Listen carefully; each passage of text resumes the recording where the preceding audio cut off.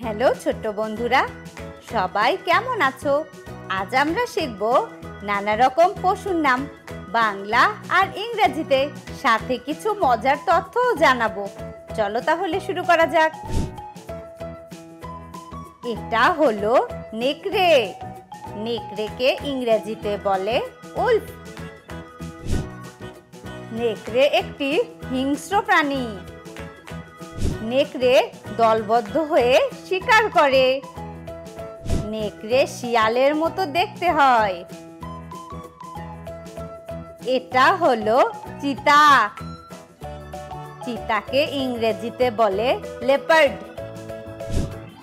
চিতার সারা শরীরে কালো ছোপ ছোপ দাগ থাকে। চিতা খুব দ্রুত দৌড়াতে পারে।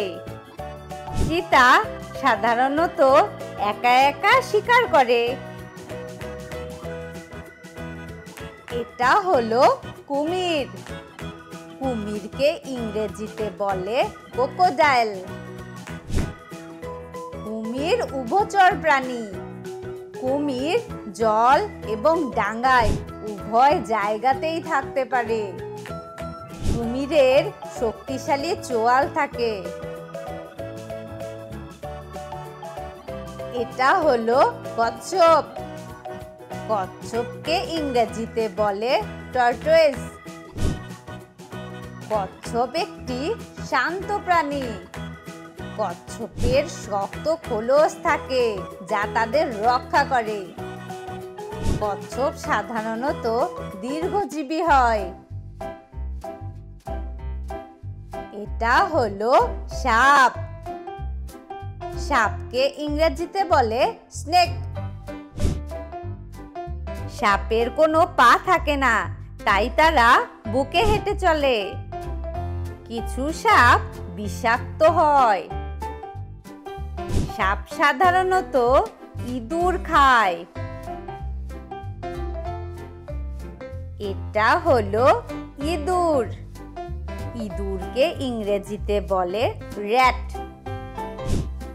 ইঁদুর খুব দ্রুত দৌড়াতে পারে। ইঁদুর সাধারণত মানুষের বাড়িতে থাকে। ইঁদুর শস্য ও খাবার খেয়ে থাকে। এটা হলো বাদুড়। বাদুড়কে ইংরেজিতে বলে ব্যাট। বাদুড় একটি স্তন্যপায়ী প্রাণী। বাদুড় রাতের বেলায় বের হয়। বাদুড় উল্টো হয়ে ঝুলে থাকে। এটা হলো কাঠবিড়ালি। কাঠবিড়ালিকে ইংরেজিতে বলে স্কিউরেল। কাঠবিড়ালি গাছের ডালে খুব দ্রুত চলাফেরা করে। কাঠবিড়ালি দেখতে খুব সুন্দর হয়। কাঠবিড়ালি সাধারণত বাদাম ও ফল খায়। এটা হলো পান্ডা। পান্ডাকে ইংরেজিতে বলে পান্ডা। পান্ডা কালো এবং সাদা রঙের হয়। পান্ডা চীনের একটি জনপ্রিয় প্রাণী। পান্ডা বাঁশ খেতে খুব ভালোবাসে। এটা হলো ক্যাঙ্গারু। ক্যাঙ্গারুকে ইংরেজিতে বলে ক্যাঙ্গারু।